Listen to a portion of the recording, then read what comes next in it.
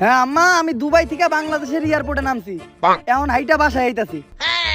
আরে না, আমার বাংলাদেশের লোকাল বাসে উঠতে একদমই ভালো লাগে না। বাংলাদেশের লোকাল বাসগুলো বাংলাদেশের মেয়ে মনের মতো, যেই জায়গায় ঢুকতে গেলে অনেক ঠেলাঠেলি করে ঢুকতে হয়, কিন্তু বাইরে হওয়ার সময় লাত্তি মেরে বাই করে দেয়। হ আম্মা, বিদেশ থেকে তোমাকে লিখে সব জিনিসই নিয়ে আইছি। এই প্রবাসীকেও দুঃখই একটা, কখনো কেউ ফোন দিয়া জিগায় না যে ঠিকঠাক মতো খাইছি নাকি, ফোন দিলেই এইটা নিয়ে আইছি নাকি ওইটা নিয়ে আইছি নাকি। হ্যাঁ, আমি করার পরে এখন তো খাওয়ার কথা কইবাই, এখনো কিছু খাই নাই। এই জায়গায় একটা সিঙ্গারার দোকান পাইছি, সিঙ্গারা খেয়ে নেই, তোমার একটু পরে কল দিতেছি। মামা একটা সিঙ্গারা দাও, একটা মরিচও দিয়েন। কি চাইলি তুই? আরে সিঙ্গারা খামু, লগে একটা মরিচও দিয়েন।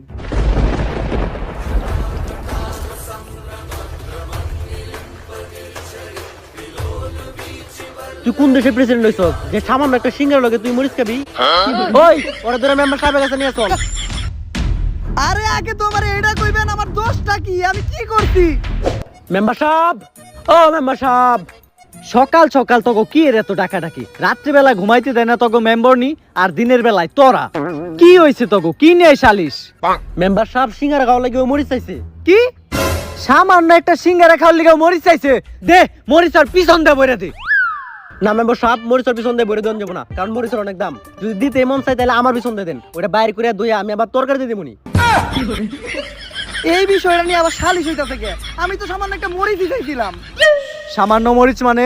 বর্তমানে মরিচের যে দাম তুই জানোস না? বাংলাদেশের সাধারণ কোনো মানুষ মরিচ খাইতে পারে না, বাংলাদেশের হাতে গোনা কয়েকজন ধনী ব্যক্তি মরিচ খাইতে পারে। আমি আমার সমস্ত জায়গা সম্পত্তি বিক্রি কইরা শুধুমাত্র একটা মরিচের পাতা কিনছি।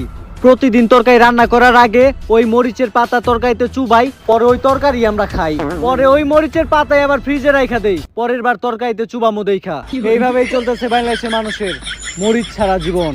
কি বাংলাদেশে এত কিছু ঘটে গেছে? আমি তো আগে জানলে দুবাই থেকে স্বর্ণ না নিয়ে এই একটা মরিচের গাছ নিয়ে আইতাম।